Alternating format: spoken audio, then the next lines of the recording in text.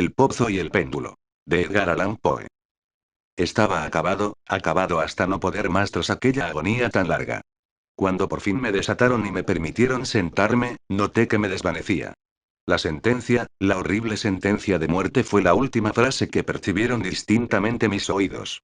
Luego, el murmullo de las voces de los inquisidores pareció ahogarse en el indefinido zumbido del sueño, que provocó en mi espíritu la idea de rotación, quizá porque mis pensamientos lo asociaban con el chapoteo de una rueda de molino. Pero esto duró poco, ya que de súbito dejé de oír. Sin embargo, durante algún rato pude ver, pero con qué terrible exageración. Vi los labios de los jueces togados de negro me parecieron blancos. Más blancos que la hoja de papel donde escribo estas palabras, y finos hasta la exageración, adelgazados por la intensidad de su expresión dura, de su resolución inexorable, de su riguroso desprecio por el dolor humano. Vi que los decretos de lo que para mí representaba el destino brotaban aún de aquellos labios. Los vi torcerse pronunciando una frase mortal, los vi formar las sílabas de mi nombre y me estremecí porque no me llegaba ningún sonido. Durante esos momentos de espanto frenético vi también oscilar, blanda y casi imperceptiblemente, las negras colgaduras que cubrían las paredes de la sala y mi vista cayó sobre los 7 hachones colocados sobre la mesa. Al principio me parecieron emblemas de caridad y los imaginé blancos y esbeltos ángeles dispuestos a salvarme. Pero en ese momento, y de súbito, una náusea letal invadió mi alma y sentí que todas las fibras de mi ser se estremecían como al contacto de los hilos de una batería galvánica, mientras las formas angélicas se convertían en vacuos espectros de cabezas llameantes. Entonces comprendí que ninguna ayuda debía esperar de ellos.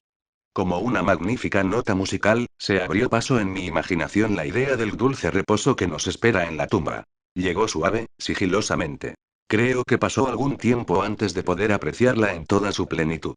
Pero en el preciso instante en que mi mente la captó y acarició, las figuras de los jueces se desvanecieron como por arte de magia, los altos hachones se abismaron en la nada, sus llamas desaparecieron y sobrevino el negror de las tinieblas. Todas mis sensaciones parecieron precipitarse en una caída hacia el abismo, como la del alma en el Hades. Y luego el universo fue solo silencio, quietud y noche. Me había desvanecido, pero no puedo afirmar que hubiera perdido del todo la conciencia. No intentaré definir lo que de ella me quedaba y menos describirla. Pero no la había perdido del todo. En medio del más profundo sopor. No, en medio del delirio. No, en medio del desvanecimiento. No, en medio de la muerte. No, hasta en la misma tumba no todo se pierde. Si fuera de otro modo no habría salvación para el hombre. Cuando despertamos del más profundo de los sopores, rompemos la telaraña sutil de algún sueño. Y, no obstante, un segundo más tarde tan frágil puede haber sido esa tela, no recordamos haber soñado. Cuando tras un desmayo volvemos a la vida, pasamos por dos etapas. Primera, la del sentimiento de la existencia moral o espiritual.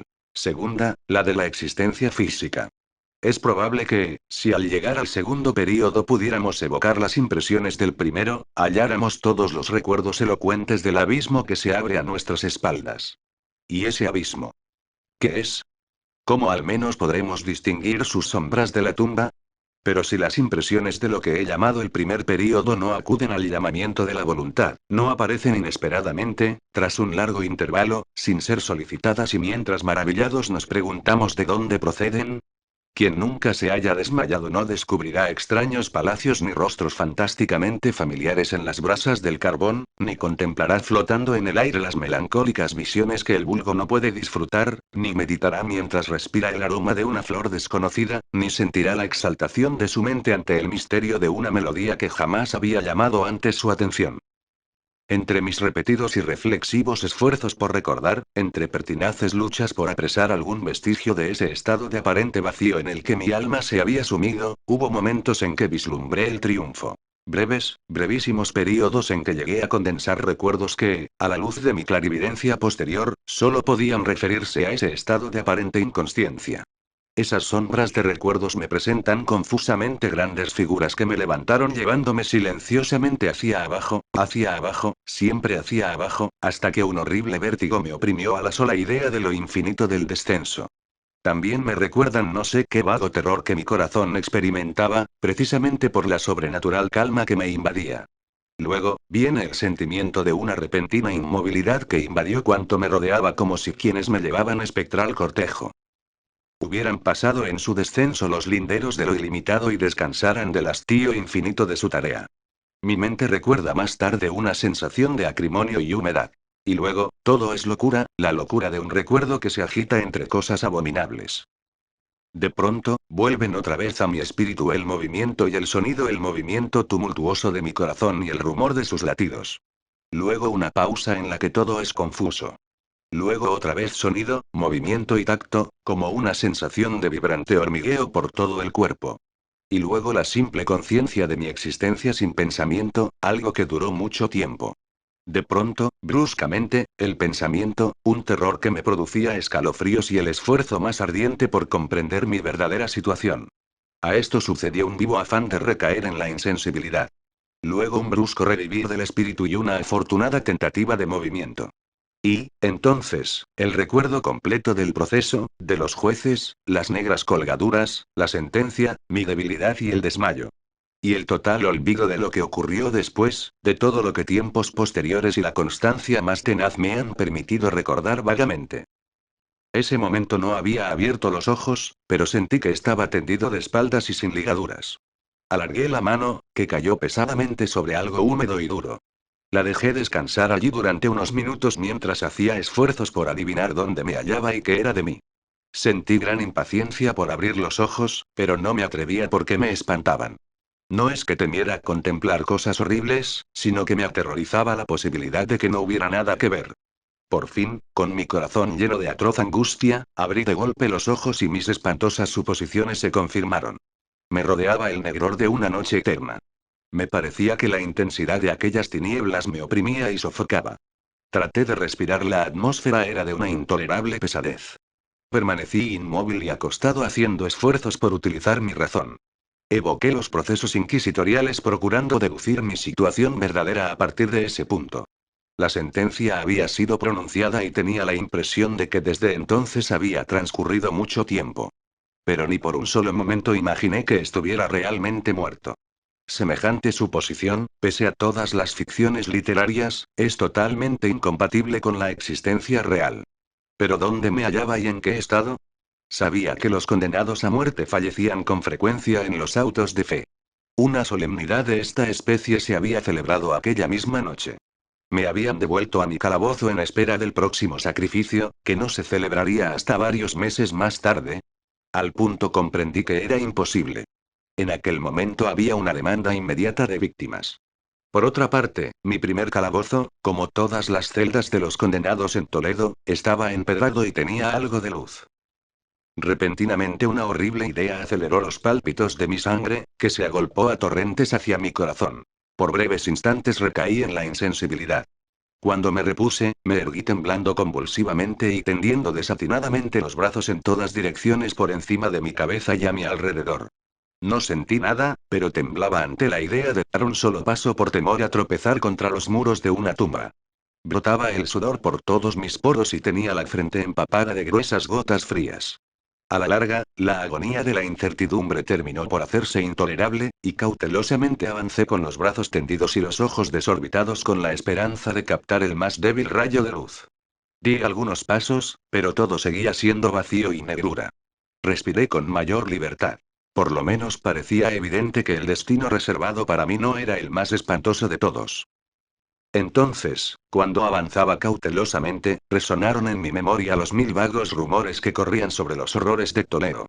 Cosas extrañas que se contaban sobre los calabozos. Cosas que yo siempre había creído fábula, pero que no por eso eran menos extrañas y demasiado horrorosas para ser repetidas en voz baja. ¿Me dejarían morir de hambre en aquel subterráneo mundo de tinieblas, o qué otro destino más terrible me aguardaba? De sobra conocía yo el carácter de mis jueces para dudar de que el fin sería la muerte, una muerte mucho más amarga que la habitual. Lo único que me preocupaba y me enloquecía era el modo y la hora de su ejecución. Mis manos extendidas encontraron por fin un obstáculo sólido. Era un muro, probablemente de piedra, muy lisa, húmeda y fría. Lo fui siguiendo de cerca, avanzando con la precavida desconfianza que ciertas narraciones antiguas me habían inspirado. Pero esta operación no me proporcionaba medio alguno para examinar las dimensiones del calabozo, pues podía dar la vuelta y retornar al punto de partida sin advertirlo. Hasta tal punto era uniforme y lisa la pared. Busqué, en vista de ello, el cuchillo que llevaba conmigo cuando me condujeron a la cámara inquisitorial. Pero había desaparecido, pues mis ropas fueron cambiadas por un sayo de grosera estameña. Para comprobar perfectamente mi punto de partida, había pensado clavar la hoja en alguna pequeña grieta de la mampostería. Aunque la dificultad tenía fácil solución, me pareció insuperable al principio debido al desorden de mi mente. Rasgué una tira del ruedo de mi vestido y la extendí en el suelo formando ángulo recto con el muro. Recorriendo a tientas el contorno del calabozo tendría que encontrar el jirón de tela al completar el circuito. Por lo menos era lo que yo creía. Pero no había tenido en cuenta ni las dimensiones de la celda ni mi debilidad. El suelo era húmedo y resbaladizo. Avancé tambaleándome un trecho, pero luego trastabillé y caí. Mi gran fatiga me indujo a seguir tumbado y el sueño no tardó en embargarme. Al despertar y extender el brazo hallé a mi lado un pan y un cántaro de agua. Me encontraba demasiado agotado para reflexionar y bebí y comí ávidamente. Poco más tarde reemprendí mi viaje en torno al calabozo y trabajosamente logré llegar a la tira de estameña. En el momento de caer al suelo había contado 52 pasos, y desde la reanudación del camino hasta encontrar el trozo de tela, 48. De modo que en total había 100 pasos. Suponiendo que 2 pasos constituyesen una yarda, calculé que el calabozo tenía un perímetro de 50. No obstante, había tropezado con numerosos ángulos en la forma de la cueva, pues no había duda de que aquello era una cueva. Poco interés y ninguna esperanza puse en aquellas investigaciones, aunque una incierta curiosidad me impulsaba a continuarlas. Dejando la pared, decidí cruzar el calabozo. Avancé al principio con extrema precaución pues, aunque el suelo parecía de un material duro, era peligrosamente resbaladizo por el limo. Logré cobrar ánimos al rato y terminé caminando con seguridad, procurando cruzarlo en línea recta. Había avanzado unos 10 o 12 pasos cuando el ruedo desgarrado del sayo se enredó entre mis piernas haciéndome caer violentamente de bruces. En la confusión que siguió a la caída no reparé en una circunstancia poco sorprendente pero que, segundos más tarde y cuando aún yacía en el suelo, llamó mi atención. Tenía apoyado el mentón sobre el suelo del calabozo, pero mis labios y la parte inferior del mentón no descansaban en ninguna parte. Al mismo tiempo me pareció que mi frente se empapaba de un vapor viscoso y que un extraño olor a hongos podridos subía por mis fosas nasales. Alargué el brazo y me estremecí al descubrir que había caído exactamente al borde mismo de un pozo circular cuya profundidad no podía medir por el momento. Tanteando en el brocal que bordeaba el pozo, logré arrancar un fragmento que arrojé al abismo. Durante algunos segundos presté atención a sus rebotes. Repercutía en su caída contra las paredes del pozo. Por último se hundió en el agua con un chapoteo lúgubre al que siguieron pesados ecos. En ese mismo instante percibí un ruido sobre mi cabeza, como de una puerta que se abre y se cierra rápidamente, mientras un débil rayo de luz cruzaba instantáneamente la negrura y volvía a desvanecerse. Con toda claridad comprendí el destino que se me preparaba y me felicité por el oportuno accidente que me había impedido caer. Un paso más y el mundo no hubiera vuelto a saber de mí. Aquella muerte, evitada a tiempo, tenía justamente el carácter que yo había considerado fabuloso y absurdo en las historias que sobre la Inquisición había oído contar. Las víctimas de su tiranía no tenían más alternativa que la muerte, una muerte llena de crueles agonías físicas u otra acompañada de abominables torturas morales. Yo estaba destinado a esta última. Mis largos sufrimientos habían abatido mis nervios al punto que bastaba el sonido de mi propia voz para hacerme temblar y me consideraba por todos motivos la víctima ideal para la clase de torturas que me aguardaban. Estremeciéndome de pies a cabeza, retrocedí a tientas hasta la pared, dispuesto a dejarme morir antes de afrontar el horror de los pozos que en las tinieblas de la celda mi imaginación multiplicaba. En otro estado de ánimo tal vez hubiera tenido el suficiente coraje para acabar con mis miserias de una vez arrojándome en uno de aquellos abismos. Pero había llegado a convertirme en el más perfecto de los cobardes, y por otra parte me era imposible olvidar lo que había leído sobre aquellos pocos de los que se decía que la extinción repentina de la vida se había excluido cuidadosamente de sus posibilidades. Durante algunas horas me mantuvo despierto la agitación de mi ánimo, pero acabé por adormecerme. Al despertar, como antes, hallé a mi lado un pan y un cántaro de agua. Una sed abrasadora me consumía y de un solo trago vacié el cántaro. El agua debía contener alguna droga, pues apenas la hube bebido sentí unos irresistibles deseos de dormir. Un sueño profundo, semejante al de la muerte, cayó sobre mí. Jamás he podido saber cuánto duró, pero al abrir los ojos pude percibir los objetos que me rodeaban. Gracias a una claridad sulfurosa cuyo origen no pude determinar al principio, logré contemplar la magnitud y el aspecto de mi cárcel. Mucho me había equivocado respecto a sus dimensiones. El circuito total de sus muros no pasaba de 25 yardas. Durante varios minutos este descubrimiento me turbó con una preocupación pueril, ya que dadas las terribles circunstancias que me rodeaban no había nada menos importante que las dimensiones de mi prisión. Pero mi espíritu se interesaba de forma extraña en las cosas más nimias y tenazmente me esforcé por descubrir el error que había cometido al tomar las medidas del recinto. Por último, como un relámpago de luz, se me reveló la verdad. En el primer intento de exploración había contado 52 pasos hasta el momento de la caída. Probablemente en ese momento me hallaba a 1 o 2 pasos del trozo de estameña, es decir, que había efectuado casi por completo el circuito del calabozo. Al despertar de mi sueño debí necesariamente volver sobre mis pasos, es decir, en dirección contraria, creando un circuito casi doble del normal. La confusión de mi mente me impidió reparar entonces en que había comenzado la vuelta con la pared a la izquierda y que terminaba teniéndola a la derecha. También me había engañado sobre la forma del recinto. Tanteando las paredes había encontrado varios ángulos, deduciendo así la idea de una gran irregularidad. Tan poderoso es el efecto de la oscuridad total sobre quien sale del letargo o del sueño. Los ángulos eran simplemente leves depresiones o grietas que se encontraban a intervalos regulares. La forma general de la prisión era cuadrada. Lo que creí mampostería resultaba ser hierro o algún otro metal dispuesto en enormes plantas cuyas suturas y junturas ocasionaban las depresiones. La superficie de aquella construcción metálica estaba pintarrajeada groseramente con toda clase de emblemas horrorosos y repulsivos nacidos de la sepulcral superstición de los frailes.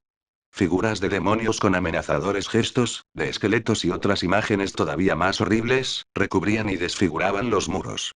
Reparé en que los contornos de aquellas monstruosidades estaban bien delineados, pero que los colores parecían borrosos y vagos por efecto de la humedad del ambiente. Vi asimismo que el suelo era de piedra. En su centro se abría el pozo circular de cuyas fauces, abiertas como si bostezaran, había yo escapado. Pero era el único que había en el calabozo. Vi todo esto confusamente y no sin esfuerzo, pues mi situación física había cambiado mucho en el curso del sueño. Ahora yacía de espaldas cuán largo era sobre una especie de bastidor de madera muy baja. Estaba fuertemente atado con una larga tira que parecía un cíngulo. Se enrollaba con distintas vueltas en mis miembros y en mi cuerpo dejando solo en libertad la cabeza y el brazo izquierdo.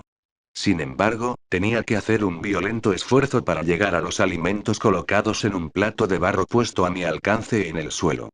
Con verdadero horror vi que se habían llevado el cántaro de agua, y digo con horror porque me devoraba una sed intolerable.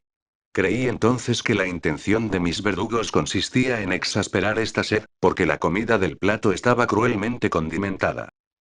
Levantando los ojos examiné el techo de mi prisión, que tendría unos 30 o 40 pies de alto, y por su construcción se asemejaba a los muros.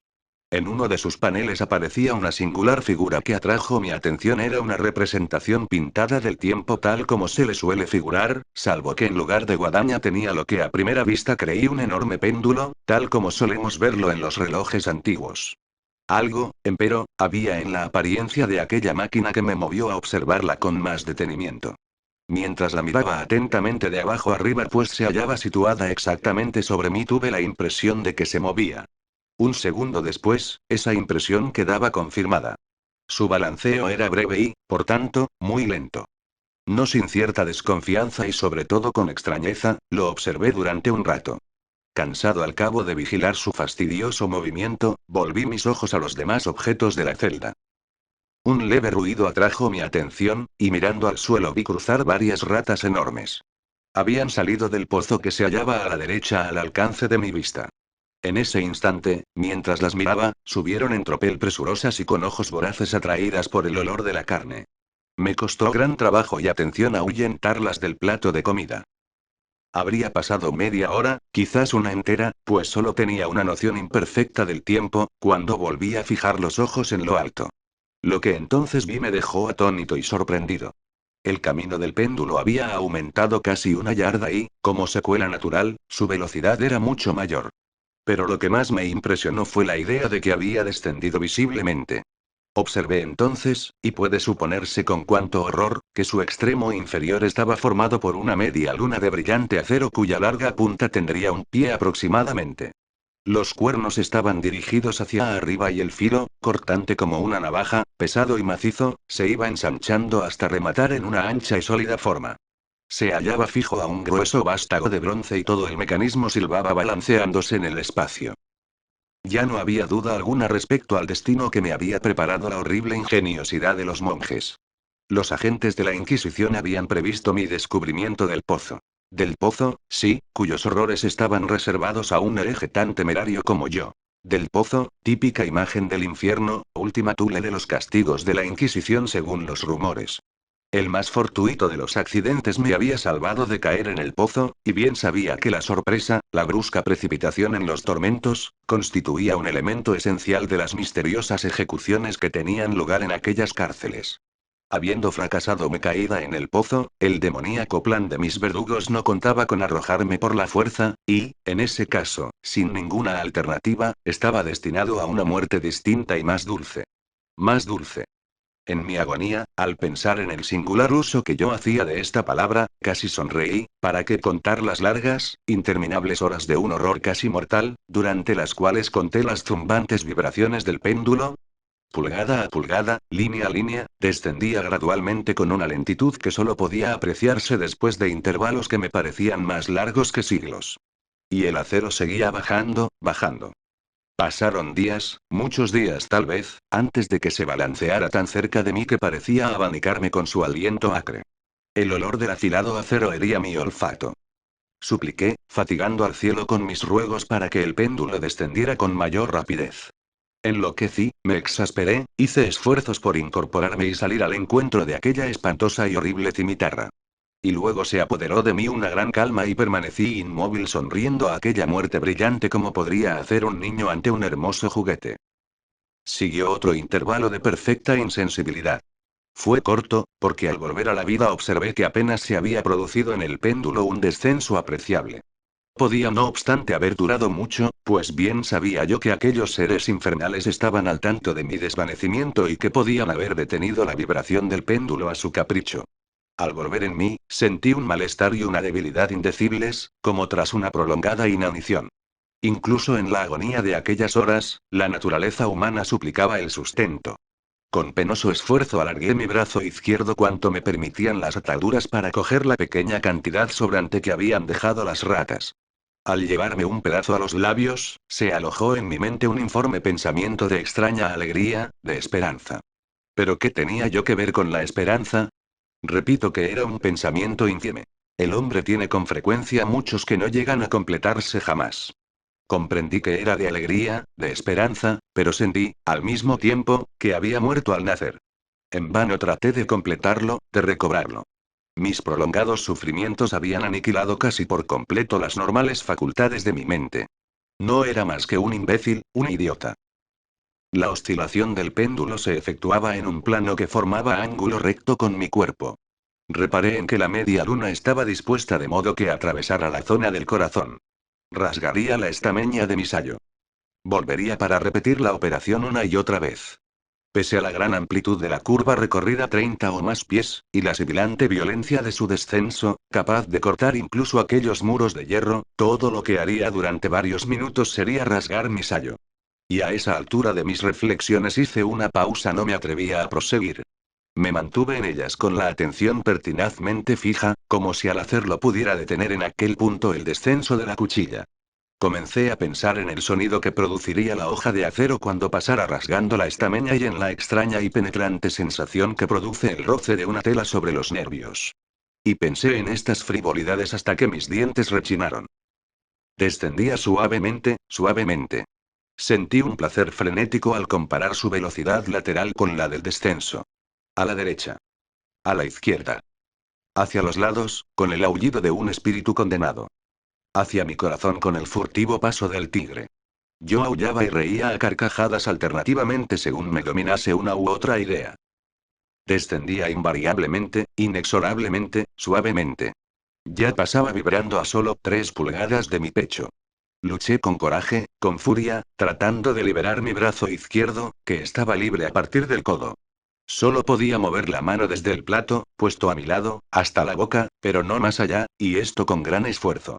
De haber roto las ligaduras por encima del codo, hubiera intentado detener el péndulo, pero hubiera sido lo mismo que pretender atajar una avalancha.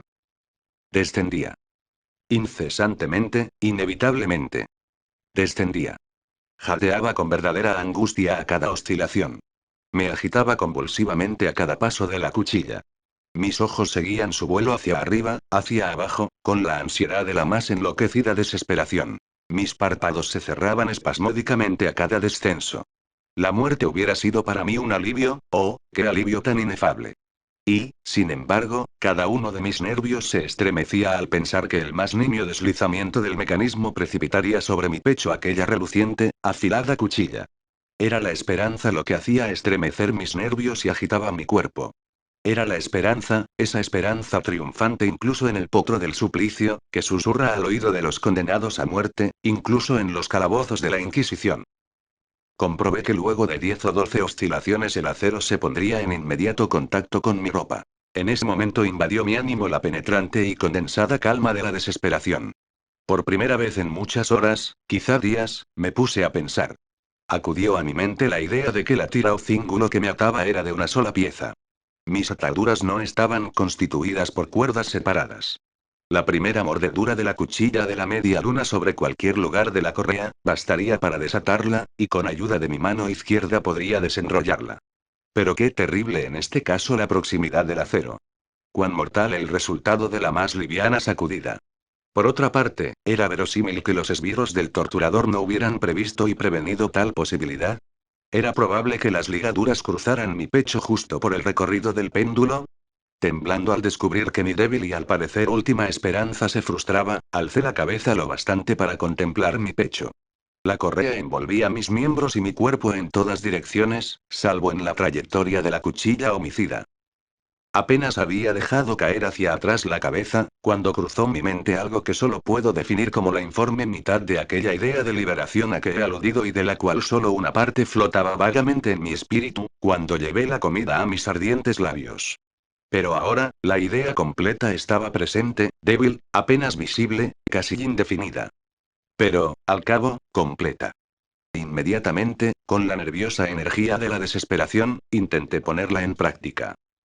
Durante horas y horas, cantidad de ratas pululaban innumerables en la vecindad próxima del caballete de madera sobre el que me hallaba acostado. Ratas salvajes, tumultuosas, famélicas. Fijaban en mí sus rojas pupilas centelleantes como si solo esperaran mi inmovilidad para convertirme en su presa. ¿A qué clase de alimento, pensé, se habrán acostumbrado en ese pozo? Pese a todos mis esfuerzos por impedirlo, habían devorado el contenido del plato salvo algunos restos. Mi mano se acostumbró a un movimiento de abanico sobre el plato, pero a la larga la regularidad maquinal del movimiento le había restado eficacia. En su voracidad, aquella odiosa plaga clavaba sus afilados dientes en mis dedos. Cogiendo los restos de la aceitosa y picante carne que quedaba en el plato, froté vigorosamente con ellos mis ataduras hasta donde me era posible hacerlo, y después, retirando mi mano del suelo, permanecí completamente inmóvil, conteniendo la respiración. Los famélicos animales se asustaron y sorprendieron por lo repentino del cambio y el cese del movimiento. Retrocedieron alarmados y muchos se refugiaron en el pozo. Pero tal actitud no duró más que un momento. No fue vana mi confianza en su voracidad. Viendo que seguía sin moverme, una o dos de las más atrevidas se encaramaron por el caballete y olisquearon la correa.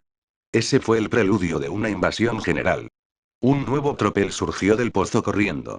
Se colgaron de la madera, la escalaron y a centenares saltaron sobre mi cuerpo. Nada les importaba el acompasado movimiento del péndulo. Esquivando sus oscilaciones, trabajaban activamente con sus dientes sobre las aceitosas ligaduras. Se apretujaban pululando sobre mí en cantidades cada vez mayores. Se retorcían junto a mi garganta. Sus fríos hocicos buscaban mis labios. Me sentía sofocado bajo aquel peso que se multiplicaba constantemente. Un asco espantoso, para el que no existe nombre en este mundo, llenaba mi pecho y helaba con su espesa viscosidad mi corazón. Un minuto más, sin embargo, y la operación habría terminado. Sobre mí sentía perfectamente la distensión de las ataduras. Me di cuenta de que debían estar cortadas en más de un punto. Pero con una resolución sobrehumana proseguí totalmente inmóvil. No me había equivocado en mis cálculos y aquellos sufrimientos no fueron vanos. Por fin sentí que estaba libre. El cíngulo colgaba en tiras a los lados de mi cuerpo. Pero ya el movimiento del péndulo alcanzaba mi pecho. Había rasgado la estameña de mi sayo y cortaba ahora la tela de mi camisa. Efectuó aún 2 oscilaciones más sobre mí y un agudísimo dolor recorrió mis nervios. Pero ya había llegado el momento de escapar. A un ademán de mis manos huyeron tumultuosamente mis libertadoras. Con un movimiento tranquilo y decidido, prudente y oblicuo, lento y encogiéndome todo lo posible contra el caballete, me deslicé fuera de las ataduras, y más allá del alcance de la cimitarra. Cuando menos, por el momento, estaba libre. Libre. Y en las garras de la Inquisición. Apenas hube escapado de aquel lecho de horror, apenas hube dado algunos pasos por el suelo de mi calabozo, cesó el movimiento de la infernal máquina, y la vi subir atraída hacia el techo por una fuerza invisible, hasta que desapareció. Aquello fue una lección que desesperó mi ánimo. Indudablemente todos y cada uno de mis movimientos eran espiados. Libre. Apenas si había escapado de la muerte bajo la forma de una determinada agonía, para ser entregado a algo peor aún que la muerte misma. Pensando en ello, fijé nerviosamente los ojos en los muros de hierro que me rodeaban. Algo insólito, una alteración que al principio no pude apreciar claramente, se había producido en la estancia. Durante largos minutos en los que me sumí en una distraída y vaga abstracción, me perdí en inútiles e incoherentes conjeturas. Por primera vez pude advertir en esos momentos el origen de la claridad sulfurosa que iluminaba el calabozo. Provenía de una grieta de media pulgada de anchura que rodeaba la celda por completo en la base de las paredes, que parecían, y en realidad estaban, completamente separadas del suelo. Intenté mirar por aquella fisura, pero fue por supuesto en vano. Al levantarme desanimado, comprendí de pronto el misterio del cambio que la prisión había sufrido. Ya había tenido ocasión de comprobar que si bien los contornos de las figuras pintadas en las paredes eran suficientemente claros, los colores parecían alterados y seguían tomando, a cada momento, un sorprendente y vivo brillo que prestaba a aquellas espectrales y diabólicas figuras un aspecto que hubiera hecho temblar a nervios más templados que los míos. Pupilas demoníacas, de una siniestra y feroz viveza, se clavaban fijamente sobre mí desde 1000 sitios distintos donde antes no había sospechado ninguna, y fulguraban con lúgubre resplandor de un fuego que mi imaginación no alcanzaba a concebir como irreal. Irreal. Me bastaba respirar para que llegase a mi nariz el olor característico que surge del hierro enrojecido. Ese olor sofocante se extendía por la celda invadiéndola. A cada momento un ardor más profundo se reflejaba en los ojos fijos en mi agonía. Un rojo más oscuro empezó a invadir aquellas horribles pinturas sangrientas. Yo jadeaba tratando de respirar. Ya no cabía duda sobre la intención de mis verdugos, los más implacables, los más demoníacos de todos los hombres. Alejándome del metal ardiente, corrí hacia el centro del calabozo. Al meditar sobre la horrible destrucción por el fuego que me aguardaba, la idea de la frescura del pozo fue para mi alma un bálsamo. Me lancé hacia su borde mortal y, con algún esfuerzo, miré hacia abajo. El resplandor de la inflamada bóveda iluminaba sus cavidades más recónditas. Y, sin embargo, durante un minuto de desvarío, mi espíritu se negó a comprender la significación de lo que veía. Pero al cabo, aquello se abrió paso y avanzó hasta mi alma para grabarse a fuego en mi estremecida razón. Oh, una voz para expresarlo. Oh, espanto. Cualquier horror. Menos aquel. Con un alarido me aparté del brocal y hundiendo mi rostro entre las manos sollocé amargamente. El calor aumentaba veloz, y una vez más levanté los ojos a lo alto temblando en un acceso febril. Un segundo cambio se había operado en la celda. Un cambio relacionado con la forma. Como antes, fue en vano que tratara de apreciar o entender inmediatamente lo que ocurría. Pero no me dejaron mucho tiempo en la duda. La venganza de la Inquisición se aceleraba tras mi doble escapatoria y el rey de los espantos no concedía más pérdida de tiempo. Hasta entonces la celda había sido cuadrada.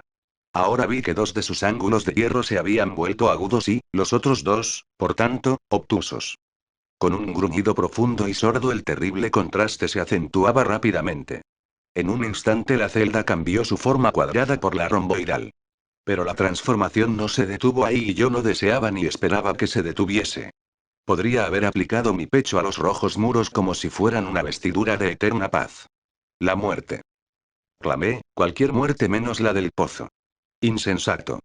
¿No era acaso evidente que aquellos hierros al rojo vivo no tenían más objeto que precipitarme en el pozo? ¿Resistiría acaso su calor? Y, suponiendo que lo resistiera, ¿cómo podría oponerme a su presión?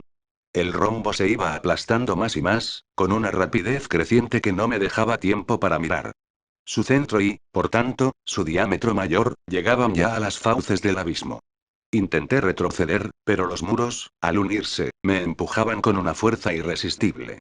Por fin hubo un momento en que no quedaba en el piso del calabozo ni una pulgada donde posar mi chamuscado y convulso cuerpo. Cesé de luchar, pero la agonía de mi alma se exteriorizó en un agudo y prolongado alarido de desesperación. Me di cuenta de que me tambaleaba sobre el brocal. Desvié la mirada. Y oí un discordante clamoreo de voces humanas. Resonó una explosión, un huracán de trompetas, un poderoso rugido semejante al de mil truenos. Los terribles muros retrocedieron. Una mano tendida sujetó mi brazo cuando, desfalleciente, me precipitaba en el abismo. Era la del general Lasalle. El ejército francés había entrado en Toledo. La Inquisición estaba en manos de sus enemigos.